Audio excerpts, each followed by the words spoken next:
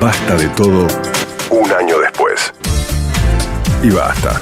Nuevo miércoles de diálogo sin auriculares. No tenemos auriculares. De visitante de nuevo porque me vine hasta el teatro, a donde me recibe, muchas gracias, Julio Chávez. Gracias, es un Julio. gusto, no. Gracias a vos por la verdad, para mí es un gusto hacer una nota. No sé para vos cómo te llevas con las notas. Es difícil, es una parte. ¿Qué parte es de tu trabajo? No, yo no. Es una parte seria, como todas las que te intento, porque para mí, no sé, para mí la vida es corta, tenemos muchas cosas que hacer, poco tiempo, y las cosas que hago me las tomo en serio, y una nota cualquiera es importante. Me parece que hay una persona que hace una pregunta y a mí que soy una persona que debe pensar y contestar, y claro, me lo tomo en serio, no me molesta. Yo cuando era chico veía gente que le hacía notas, me parecía extraordinario. Y decía, ojalá un día me hagan una nota. ¿Con qué derecho voy a estar escupiendo sobre un sueño? Bueno, pero un día te hacen una nota, uno renueva también sus sueños. Por ahí soñabas con actuar y ese sueño lo cumpliste hace mucho y tenés que renovarlo. Porque... No, yo acabo de decir algo que lo pienso. Yo las ceremonias me las tomo en serio. No, intento no ponerme cínico, ni lista o irónico. Ni ponerte por encima de la situación. No, hay algo que, bueno, los seres humanos tenemos una escena que se llama entrevistarnos. Bueno, la hago. La hago e intento no dar por sentado ni que la respuesta ya está pensada. Bueno, intento pensar. Me gustan las notas, no me disgustan. A mí me gusta la posibilidad de hablar y escuchar y repreguntar. Estoy en un ámbito que para mí resulta intimidante hasta que me siento al lado tuyo y conversamos un poco, y como siento que estoy en tu casa y te veo tan cómodo y tan conectado con un teatro de 500 butacas vacío, completamente vacío. Muy hermoso, el Teatro Tabarís muy es hermoso. Un teatro muy hermoso. ¿Y a cuánto de una función? En este momento estoy a 2 horas de una función. O sea, en 2 horas... ¿A qué hora arranca la cosquilla, el deadline o el nervio, o no hay? Siempre hay. Para mí hay un nervio que es cuando decido venirme para el teatro, que generalmente intento llegar un poco más tarde y nunca lo logro. Siempre llego mucho antes de lo que me había propuesto. Ya es hora de salir. Cuando me te pongo muy ansioso, llego antes, mucho antes. Y después me agarra en el momento en el que saludo a mi compañera Viviana, la saludo a Viviana Sacone, la saludo, nos damos siempre un abrazo y me pongo nervioso, me pongo nervioso, y es un nervio que lo entiendo, yo lo entiendo de esta manera. Yo a veces digo que soy como un piloto que conduce un avión que debe transportar determinados pasajeros. Ajá. Es mi responsabilidad que el viaje sea como yo considero que tiene que ser. Es un jumbo, son 500. Para mí sí, cuando despegamos, ¿entendés? Y cuando aterrizo, cuando la obra se terminó, mi sensación es, bueno, los traje sanos y salvos. Y me alegro cuando el viaje fue bueno, y me alegro también cuando en el viaje hubo problemas y yo hago el oficio del piloto y aprendo cosas de lo que significa pilotear, porque a veces pasan cuestiones que uno... Nunca un herido, un problema con el fuselaje, bueno, yo espero no, tal vez las susceptibilidades o la subjetividad del espectador está herida, pero más que eso espero que no. Y lo llevas. Recién decías la vida es corta, que es una enseñanza que uno adquiere, no sé en qué momento. Te quería preguntar a vos, cuando uno a los 20 sos inmortal, viste que parece que salvo la vida... que tengas un ser muy amado que muera, entonces también aprendés que la vida es corta. ¿Te pasó? No a los 20 años, pero sí a los 28 perdí a mi padre, pero la conciencia del límite se acrecienta con el tiempo, pero también se puede acrecentar el buen vivir, así que tal vez eso es un beneficio. ¿Qué es el buen vivir para vos? Bueno, que el vivir del humano no es como el vivir del animal cualquiera, que va a cumplir su ciclo de una manera, inevitablemente de una manera.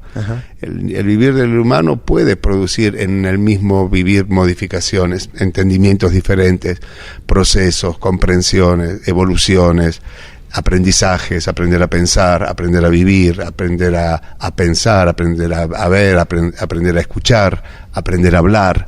Y esas cuestiones pueden hacer de la vida diferentes momentos o diferentes vidas. Claro, me hablaste de aprender, que es como un paso, y después me mencionaste antes de como la evolución, porque supuestamente aprender a hablar se aprende una vez. Sin embargo, siento que lo que me decís es como un aprendizaje constante. Hablar, ¿no? Que es algo que vos tenemos aprendés adquirido. el vocabulario una vez, o el abecedario una vez, pero las posibilidades que tienen las palabras entre sí es un constante aprendizaje. Como las notas musicales, que son porque el siempre la pensamiento misma. no está ya pensado, el pensamiento se piensa constantemente, entonces el hablar también. Y yo encuentro que hay un ejercicio del pensar y del hablar, y me parece que en la vida, a veces, la vida te trae posibilidades diferentes y como dije antes, podés llegar a tener noción del límite, pero también en el interior de ese límite podés aprender a hacer tus cosas mejor. Estoy pensando en el chico que iba a la primaria, que no le gustaba el fútbol, que lo cargaban porque era judío, y en algún lugar había un sueño de grandeza, además de un montón de monstruos y fantasmas que te perseguían, y de un palo de amasar que tenías para defenderte debajo de una cama. Sí. Había un sueño de grandeza, eso que me decías de ver la ya nota. era un sueño de grandeza. Porque llevarte un palo de amasar debajo de la cama para defenderte. Y una sartén. En una sartén. Es que tenés que tener mucha. O tenés mucho miedo, estás muy pero desesperado. Mucho miedo. También habla de que hay algo grande ahí que está amenazando. Ya de alguna manera, lo grandilocuente ya empezó. Atacar monstruos con palos de amasar es una. Sí, es una gran manera de. Y no sabés lo Podría que ser. Para mí, y sí, para mí era una manera afectiva, hoy lo entiendo como una manera también afectiva de relacionarme con el mundo. Mira qué fuerte, es como violenta el modo de relacionarte y a la defensiva. Sí, bueno, pero viste, eso. Pero te vivías una instancia medio cruel donde alguno te hostigaba o no sé, o estabas afuera del ámbito social del fútbol, que es tan determinante en este país. Sí, bueno, pero como veo la cosa y como he visto después a los compañeros que sí les gustaba el fútbol, no me parece que hayas tenido tantos beneficios. ¿No te perdiste nada? No digo que no me perdí nada, lo que digo es que no siento, ¿entendés? Y como hoy vivo yo y con lo que me relaciono, la verdad yo diría, mira, no sé si estuve en un desierto, pero debajo de ese desierto, cierto paraíso había, Claro. porque no me considero una persona desnutrida, sino me considero por el contrario, a veces con un exceso de nutrición en un sentido. Y eso a veces también es un problema, porque o te pueden mandar sin nada, o a veces te pueden mandar con mucho. Y en ese sentido mi subjetividad es mucha, y mi susceptibilidad también. Entonces a veces gobernar sobre eso es complejo. Súper complejo, Sí. ¿no? El exceso de nutrición del que me hablas yo lo siento que es intelectual, espiritual, como que... Bueno, también un poco físico también, si lo querés. Me acaba de mirar la panza. Bueno, me dijiste físico, me bajé. No, me dijiste, no, vos bajaste y yo dije físico. No, bueno, pero Qué lástima que no hay cámara, porque no hay podríamos ningún, hacer un es seguimiento. todo mentira lo que dice Julio, de gente que confíen en lo que yo digo. Y obviamente van a confiar en lo que decimos. No, pero hablo de una complejidad que son un poco esos fantasmas de cuando eras chico. Y te iba a preguntar cuáles son los fantasmas que te tormentan ahora. No sé si no es demasiado oscura la pregunta o más de terapia. No, qué terapia. Yo te diría que no han cambiado mucho.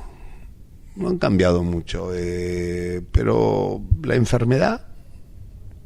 ¿Pero eso estaba a los 8, a los 10, 12? Sí. Sí.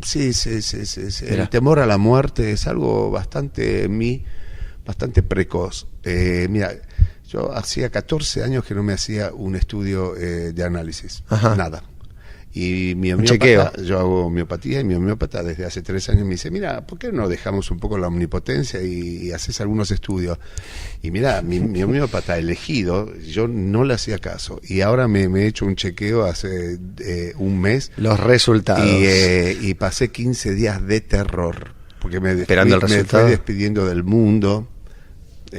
Aparte, a medida que pasa el tiempo, cada vez es más grave lo que te van a encontrar. Perfecto. Estoy perfecto. Te cagaron. No tenés nada. Pero justamente, mirá lo loco que es la cabeza, por lo menos la mía. Me dio una tristeza profunda. Vos sabés que si te decían que tenías algo tremendo, también. O sea que no había modo de cambiar el resultado. ¿Por qué te dio tanta tristeza? Se ve que necesito estar triste un rato.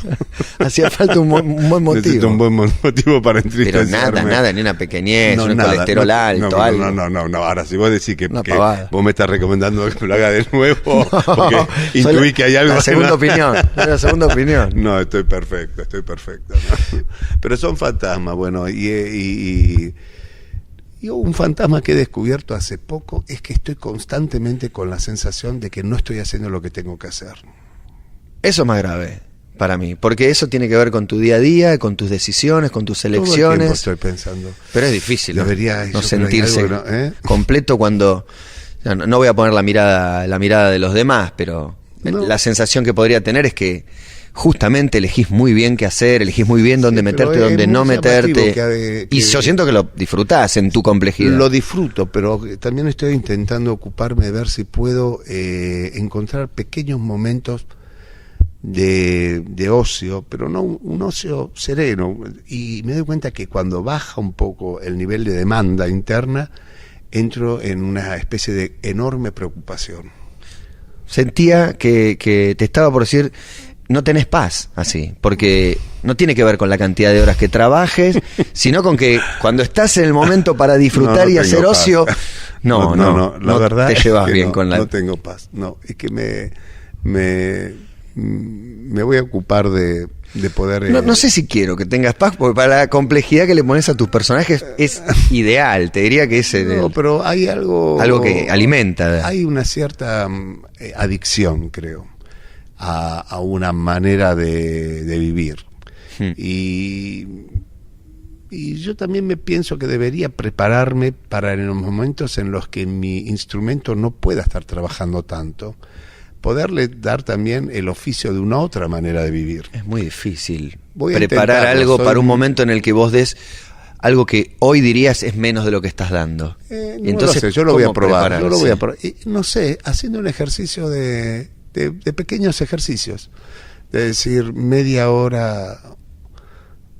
No, el tiempo libre es un castigo para vos. Para mí sí, para mí es 4 días de feriado.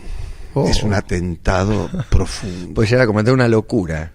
No la cometo, pero la sensación es que soy el hombre más infeliz del mundo. No así los viajes y demás, que es otra cosa. ¿Es otro estadio o no? O bueno, tampoco te cabe demasiado. En este preciso momento van a cambiar el dial porque deben No, está bárbaro. No, soy un desastre viajando. Porque viajo yo y un retardado mental que soy yo viajando. Porque o sea que acarreo con una especie de tarado, ¿entendés? Que llega al aeropuerto 9 horas antes, está 20.000... No, tengo mis problemitas. Pero no lográs siquiera disfrutarlo al margen del aeropuerto y el traslado. Disfruto. Estar en otro lugar. Disfruto, pero profundamente estoy haciendo un ejercicio de hacerme el turista. Yo no necesito turismo. Yo me doy cuenta que yo no necesito viajar. Lo hago porque parece ser que viene bien. Sí. Lo hago para que no me hinchen las pelotas, ¿entendés? Para que no te insistan. Lo hago para que no me insistan. Lo hago para... Pero la realidad es que yo tengo un oficio que viajo constantemente en el interior de lo que voy haciendo. De todas maneras, me parece que estoy un poco exagerado. Por ejemplo, cuando voy a mí me gusta mucho el campo. Y la ida al campo es una situación que me gusta mucho, el campo, como paisaje predilecto. Uh-huh. Como sosiego y descanso, porque... Como que no se te impone, la montaña se te impone de una manera importante, uh-huh, y el mar también. El campo se deja más estar.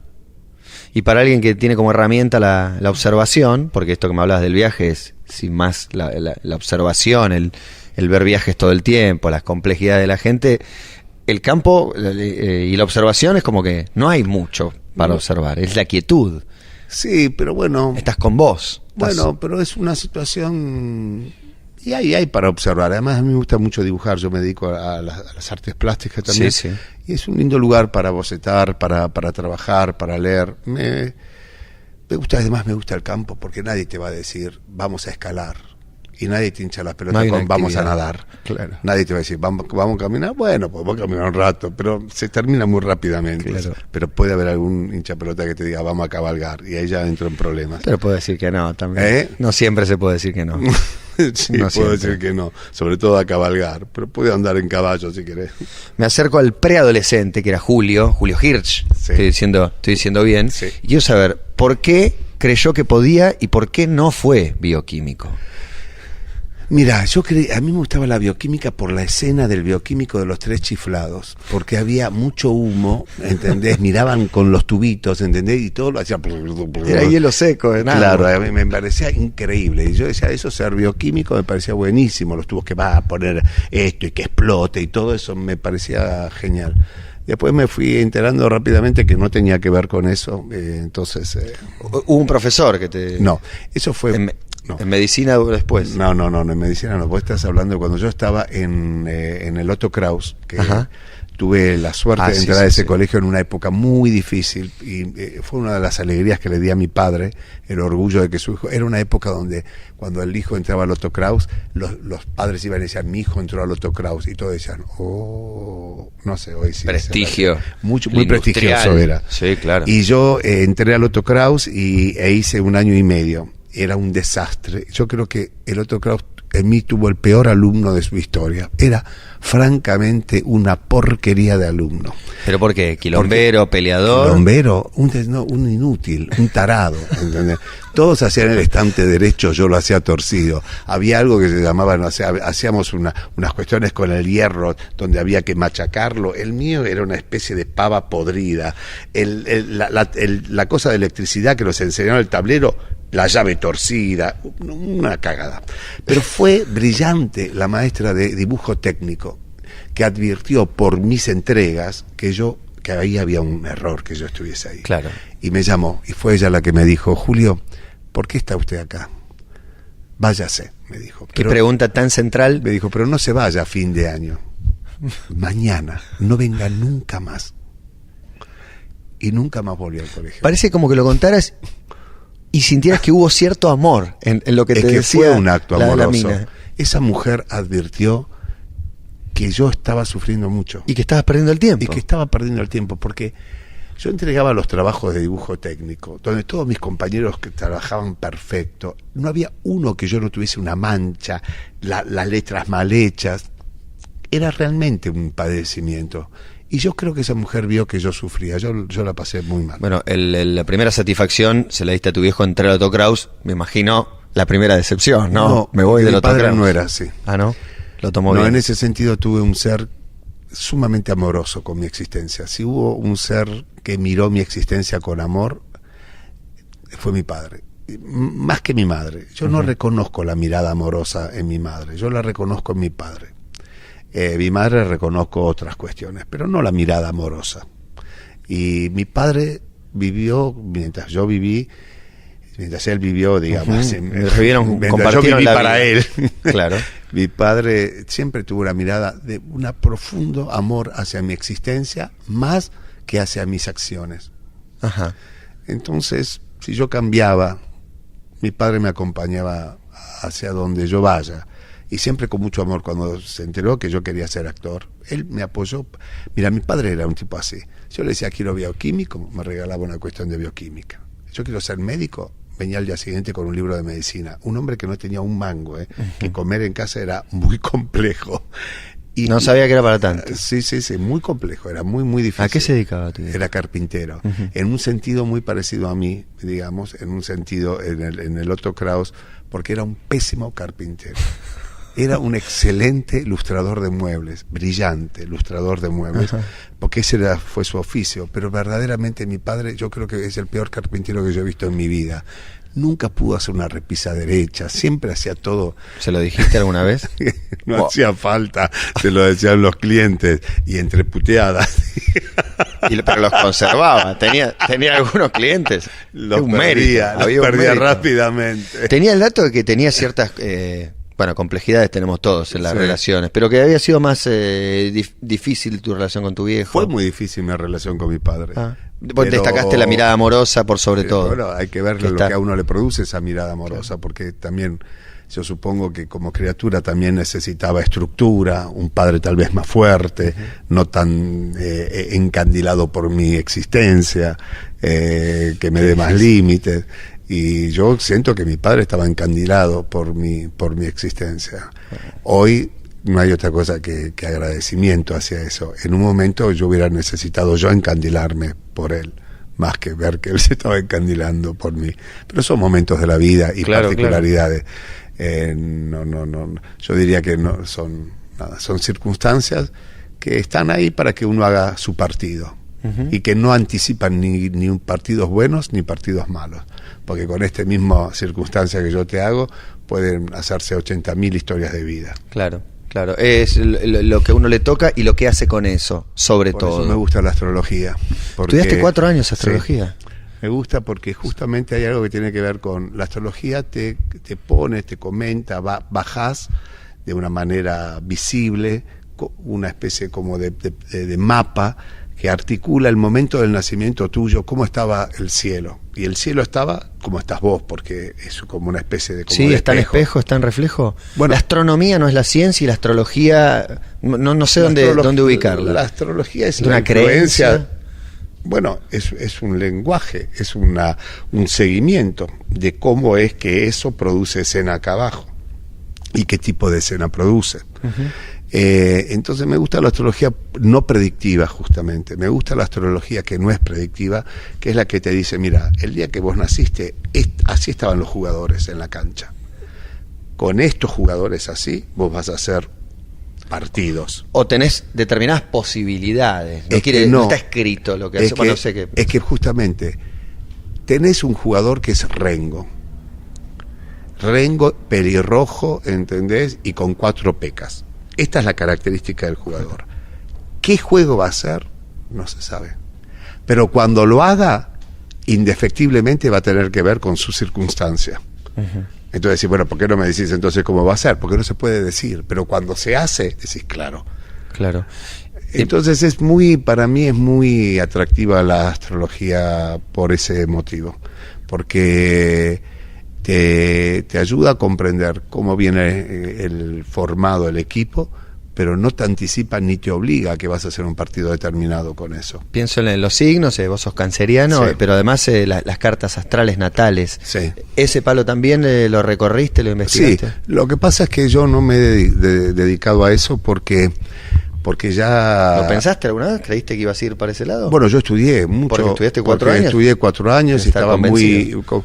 Pero la verdad es que no me interesa el fenómeno me interesa mucho el fenómeno de la astrología, pero no el fenómeno de las personas que se acercan a la astrología y hay que...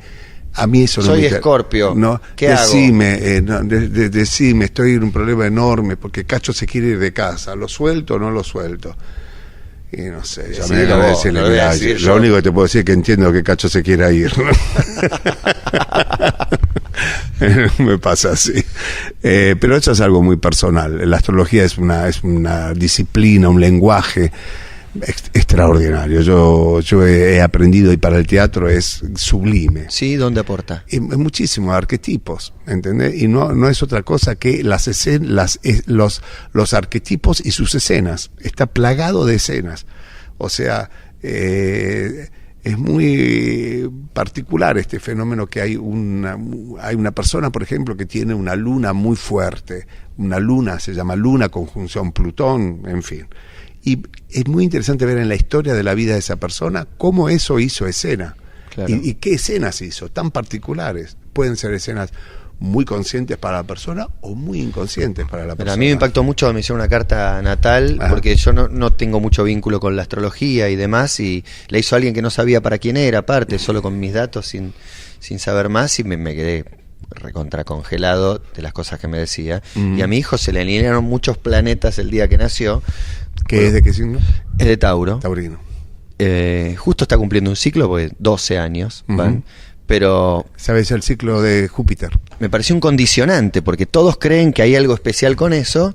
No lo quiero presionar ni tenerlo ni en cuenta, pero mirá ahora cómo me lo acuerdo. ¿Por qué no lo vas a tener en cuenta? Para no presionar, no sé. Pero presionar es una cosa, tenerlo en cuenta es otra. Claro. Ahora sí, para tener en cuenta. Lo tengo en cuenta porque lo traje acá, ¿viste? Pero no, a mí me. Pero tampoco no me interesa convencer a nadie de nada, ni. Me está pasando en general con las cosas, con todas las cosas a mí. ¿Qué? Que me alcanza con entender por qué pienso lo que pienso, Sí. poder explicarlo, que trabajo en un medio y justificar mis opiniones, pero no quiero convencer a nadie que piense igual que yo. No me va ni mi narcisismo ni mi ego en que vos termines diciendo sí, tenías razón. No, te digo, a mí me parece tal cosa. Si vos te parece lo contrario. No, yo seguimos el único compartiendo condenado a mi punto de vista soy yo. Pero también el único que tiene que ocuparse de que respetarlo soy yo, porque es mi punto de vista. Entonces, yo convencer a nadie de la astrología, no. Cada cual que por supuesto, no me gustan tampoco eso, no puedo entender también por qué las personas, porque hay que ver cómo se han acercado a la astrología, qué creen, y yo no necesito que el otro crea para que... Bueno, es una de las grandes pasiones de los humanos, es tener razón. Uno deja la vida, hace locuras, mata, no sé. Sí. Queremos tener razón a toda costa, no sé por qué y a cualquier precio. Sí, pero también por otro lado es una condena, porque si no, digamos, hay también una cierta debilidad en relación a tu punto de vista y ceder también es un problema para tiene que ver con la identidad también, con entonces, lo que uno formó, lo que uno cree. Es interesante por eso a mí me gusta que hay lugares donde las discusiones o las miradas personales tienen lugar, y hay otros lugares donde decís, pero estás intentando imponer un punto de vista en un lugar equivocado, digamos, no es el lugar para imponerlo, digamos, el punto de vista, ¿no? Estoy hablando con Julio Chávez, digo a los que se enganchan recién, es miércoles, pero esta vez grabamos de visitante en el teatro, en el Tabarís, previo a la obra. Te quiero preguntar si te acordás la primera vez que lo viste a Juan José Jusid. La primera vez que lo viste. Sí. ¿En qué contexto era? La primera vez que lo vi a Juancho fue en una productora que se llamaba MBC, que quedaba en San Telmo, que era la productora que tenía la gente que hizo la película Los Gauchos Judíos, creo, y también hicieron Los Gauchos Judíos, que fue la primera película de Juancho, y ahí se hizo la producción de No toquen a la nena, y yo había dado un casting, había entrado, y la segunda vez que fui me lo presentaron a Juancho. Ah, no sabías quién era, se te acercó un tipo, ¿y qué impresión te dio? A veces me llama la atención como alguien que... ¿Qué impresión me dio? Era raro, me impresionó mucho que tuviese tantos rulos, que tuviese una nariz tan de turco, y que estuviese casado con Luisina Brando. ¿Qué datos? Sí, hablan mucho de una persona esos tres datos. Nada, lo que pensé, y después pensé que era agradable Juancho, fue muy agradable en su encuentro conmigo. Yo en ese momento estaba muy ocupado en pelearla, ¿sabes? Yo no tenía tanta capacidad de serenarme y poder mirar a los otros. Los miraba en función de como del paisaje, un paisaje en el cual yo tenía que moverme. Era un momento muy difícil de mi vida. Yo estaba gravemente en problemas graves para sobrevivir. Porque en general económicos. No, porque era una criatura de 17 años que tenía mucho sobre lo que trabajar y muy poco herramientas para hacerlo. Curioso, un hijo de un carpintero, no es chiste. Sí. Pero me hablas de herramientas. Sí, no tenía muchas. Pero estaba sufriendo. Sí, tenía mucho lío, tenía muchas cosas que organizar. Decir que hoy podría... Y que definir, y que decidir. Sí, como que aprender, ¿sabes? Yo tenía ahí un temperamento sobre el cual tenía que trabajar. Mira, yo siempre lo digo, Luis Agustoni, al final del primer año del conservatorio, no me evaluó en mi trabajo actoral, me evaluó en mi trabajo personal. Me dijo, o cambiás como persona o no vuelvas. Así que imagínate, para evaluar así a un alumno. ¿Y por qué tengo la sensación que esa complejidad es lo que hace, o una de las partes que hacen de vos un actor tan rico? Yo te veo en El Custodio, por ejemplo, me parece que no hay otro que pueda hacer ese papel. No te quiero incomodar con elogios. No, bueno.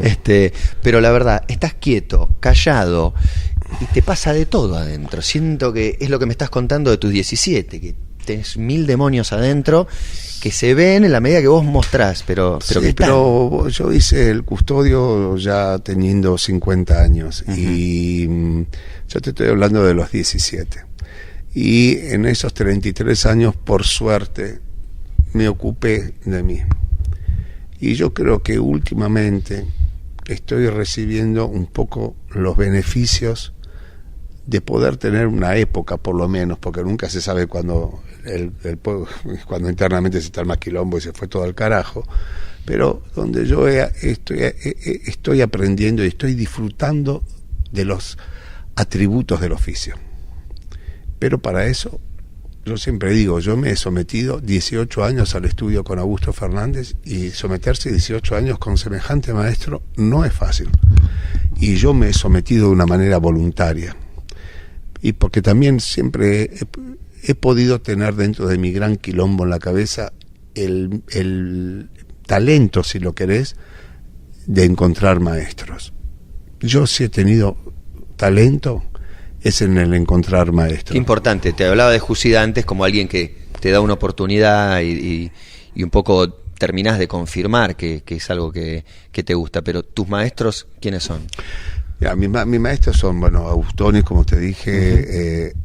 Tengo un maestro que pongo en un lugar de privilegio, que es Aleso, no solamente por lo que sabe, sino por lo que él me así como mi padre me miró tiernamente por mi existencia, Aleso me miró con mucha ternura como futuro artista, digamos, o como persona. Te vio. Para mí eso fue muy importante. Y después Fernández, un maestro glorioso. Y después he tenido otros maestros que tienen que ver no solamente con el teatro, sino con la pintura: Norado Barro, Elena Viña, y Raúl Cerdeiras, una persona con la cual tengo un seminario de filosofía, encuentros, diría. En verdad, él es, como siempre lo digo y lo repito, él es el que verdaderamente tiene el problema de la filosofía. Yo soy como una especie de ladilla que va ahí para pero absorber información, pero aún la ladilla hace su trabajito. Bueno, no Sí. te vayas tan lejos, tan lejos. No me voy tan lejos, está en el pubis. Vos sabés que me llama mucho la atención, con Julio Chávez estamos hablando, repito, que me hables de una de las claves, encontrar maestros, porque para vos, para los demás, vos sos un maestro, sos maestro de actores o docente, y una referencia ineludible para quien quiere estudiar. Sí, Convertirte en eso fue parte de la búsqueda.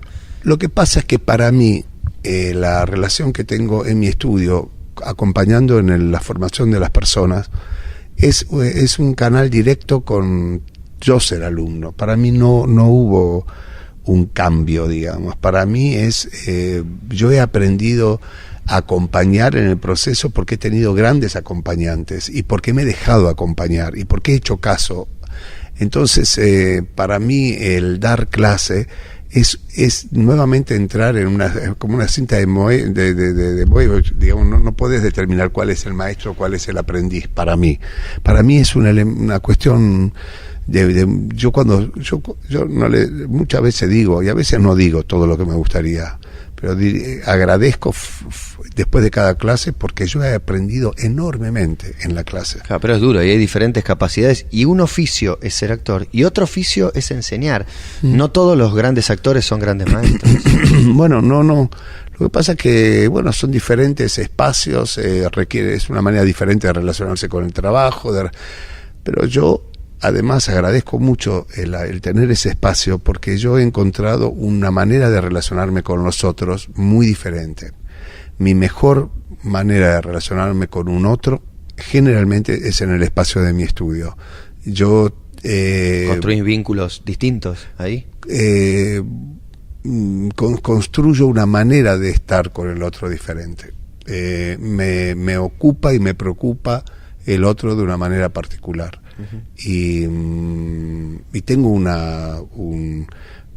yo me siento con un cierto don para el acompañamiento de eso. Lo empecé a hacer porque Aleso me lo sugirió, porque veía que yo tenía que sostenerme de alguna manera, y me dijo, ¿no te gustaría dar clase a los 22 años? Poco común. Dar clases a los 22. Sí, pero desde que tengo 22 años nunca he parado, nunca, ni un solo año de hacerlo. Y desde que empecé a dar clase, porque yo reconozco en el vínculo alumno-maestro algo esencial en mi vida. Esas son cuestiones muy personales, donde uno mete su subjetividad. Pero para mí, el maestro, la relación maestro-alumno es el vínculo más importante de la vida, para mí. Lo más importante. Mira, y me has hablado de tu vínculo con tu viejo, de la mirada amorosa que ha tenido, de algún reclamo que todavía queda. Uh-huh. Sin embargo, ese es el vínculo. Es el aprendizaje inevitable. Para mí sí, para mí es... porque para mí la sensación de alguien que pide, enseña, alguien que ejercita y vuelve a llevarle al maestro para que mire, ese vínculo para mí es fundamental. Para mí. Un antes y un después seguro desde que te diste cuenta que podías actuar y que querías actuar, también al encontrar a tus maestros. ¿Hubo algún otro hecho de esos de quiebre en esta última década que te tuvimos muy presente en muchos lados y con mucho reconocimiento, como decías antes por ahí, tu época para mí, que ha llegado? Para mí un momento de quiebre fue justamente la decisión en el año 96 de alejarme de mi maestro. Es tan importante el maestro que alejarte es una decisión. Es tan fuerte el vínculo que era tan importante tenerlo como fue importante abandonarlo. En el año 97 yo hice mi primer espectáculo fuera, digamos, del espacio de este maestro, de Augusto Fernández. Y yo, así como yo siempre dije, yo voy a seguir con mi maestro, por más que la gente me decía, Julio, 17 años, basta, ya basta. Yo decía, yo voy una cosa como cambiar de terapeuta yo decía, muchos así años. Como el cuerpo me dice que vaya, así el cuerpo me va a decir, deja de ir. Y yo me acuerdo perfecto el día en el que sentí, no voy a volver a verlo nunca más.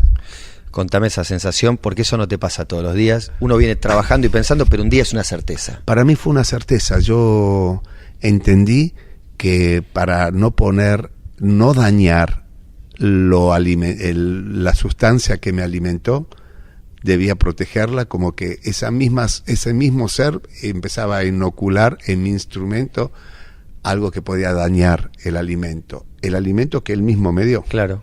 O sea, algo que decía, me llevo mi parte, ¿me entendés? Esta es mi herencia. Reparto de bienes. Es como irse del es un divorcio, abandonar a un padre, todo junto. Es como irse de la mesa de juegos, que uno dice, hasta acá. Algunos siguen, otros no se animan. Y no habías perdido todo, te llevaste tu parte. No, que he perdido habías todo. Ganado un montón. Tenía una buena parte. Y yo dije, esto es mío y no vuelvo a esta mesa. Para mí esa fue una decisión fundamental, pero a partir de ahí empezó todo un proceso muy importante. Y es el día de hoy que si yo vuelvo a toparme con mi maestro, yo me doy cuenta que si yo le abriese las puertas de mi hogar, digamos, hablando de tus lugares, metafóricamente, él volvería, si yo quisiese, él volvería a ocupar el mismo lugar de protagonismo absoluto y yo me transformaría en una criatura de 4 años. Eso está intacto. Es muy impresionante. Intacto, pero literalmente intacto. Lo he experimentado porque vino a verme acá al teatro. Y yo tengo que hacer un trabajo, ¿entendés? Pero yo me doy cuenta que si aflojo en 2 minutos, estoy en el año 83. Con la misma sed de aprendizaje, con la misma alegría del encuentro con un maestro, con la misma gusto por portarme como un malcriado. Eso está intacto. Alguien por encima te reta, te pone un límite, te podés hacer líos. O alguien a quien seducir. Claro. Alguien a quien hacerle bien los deberes. Alguien a quien decirle quién es tu hijo, tu mejor hijo. Eso está intacto. Yo he decidido cortar el hábito. Pero lo cual no significa que ese espacio está y lo tengo proyectado en otros lugares. Uh-huh. En mis clases, en mi trabajo. No es que eso se ha quedado como una fortuna quieta, ¿no? Yo hago mis inversiones con ese dinero. Pienso en todo el trabajo que hiciste para llegar a tus lugares, a los lugares donde hoy te sentís muy cómodo. Quiero saber cómo te llevas con el reconocimiento que en los últimos años se ha vuelto unánime, todo un riesgo y hay que aprender a sobrellevar, me imagino, un reconocimiento tan importante de tus pares. Pero el reconocimiento de la gente es un poco el motor y lo que seguramente un actor busca, pero el de los pares es como un agregado que no sé cómo obra en vos. Obra de dos maneras. Primero, no sé si es así. Yo me gusta escucharlo, pero me llama la atención que yo no lo vivo así. Uh-huh. Que no lo vivo así. Pero no lo vivo así porque se ve que la carencia la siento mucho más mi lenguaje que el tener. Sí. Por un lado. Pero por otro lado, yo soy muy inhibido. Para mí, la colonia artística es como un espacio al cual yo no pertenezco, porque me siento inhibido y muy respetuoso de eso. Yo veo una figura y yo me siento absolutamente inhibido y como... Es que vos no te sentís una figura en determinados ámbitos. No, yo no me siento... Acá en el escenario sí. Yo me da, a veces seguramente, mi pudor ha hecho en la vida social una escena de antipatía, pero en verdad yo soy sumamente pudoroso y soy muy emotivo. A mí me produce profunda emoción lo que a mí me pasa con la colonia artística. Yo lo vivo como me invitaron, toda la muestra de afecto, de cariño, no hacia mí, pero no por hacia mí, verlos, estar en la misma butaca. Es como el placer de ese chico que quería estar. No, es como para mí el palacio no está para estar en él, está para mirarlo desde abajo. Si te llaman y comes en el palacio con el rey... Pero conservás esa mirada de fantasía. Absolutamente. Estás en Disney. Absolutamente. Por un lado. Pero sos Mickey. Por un lado. Pero por otro lado, si en el trabajo, son dos espacios diferentes. Yo he decidido una vez no ir más al programa de Mirta Legrand. Uh-huh. Pero no por una cuestión ideológica, sino porque yo nunca he podido resolver esa disyuntiva que tenía. Esta situación compleja que era para mí. Por un lado, me hago como el par. Y yo no me siento un par. No me siento un par, porque me dan ganas de quedarme mirándola embelesado. Porque para mí, Mirta Legrand es como la reina. Es como... Y a mí me parece que no tiene por qué invitarme a comer, a sentarme ahí, ¿entendés? Lo único que me siento es un pobre esclavo. Por un lado. Y por otro lado, jamás he podido pensar ahí tampoco. Porque si hablamos del espacio de mi trabajo actoral, no es un lugar ahí para articular lo que yo entiendo del trabajo. Entonces, nunca he podido ni siquiera besarle los pies, ni tampoco he podido hacer una frase inteligente. Dije, yo no voy más, porque estoy ¿entendés? Soy una especie de ni mucho, ni nada, ni esto, ni aquello. Y dije, no voy, porque... me siento ya a esta altura del partido muy inhibido y muy... no puedo resolver esa situación. Veo que te sentís un desgraciado. Un desgraciado. Estamos en el teatro, en el medio de una escenografía que está muy, muy linda. Contame de la obra. Te iba a preguntar sobre el amor. En este caso es muy particular el amor como se manifiesta en esta obra. En La Cabra. Bueno... es particular porque el objeto es particular, pero lo genial que tiene la obra es que el objeto es particular, pero el afecto es lo más reconocible del mundo. Y eso es lo que cuesta entender. Cómo algo que uno puede reconocer tanto como es el amor, cómo eso se puede poner en un objeto tan alejado como un animal. Claro, pero el amor está bien, pero depende hacia qué sea el amor. Eso claro, pero es un condicionante. Eso es la pregunta de la obra. ¿El amor depende sobre qué? O sea que el amor no es autónomo. El amor está sostenido y tiene que rendirle cuentas a quién. Eso es lo que pregunta la obra. ¿Esa pregunta es lo que más te gusta de la obra? Es una de las cuestiones que más me conmueven del material, y es que el hombre no está libre, que estamos sujetos, que somos sujetos, uh-huh.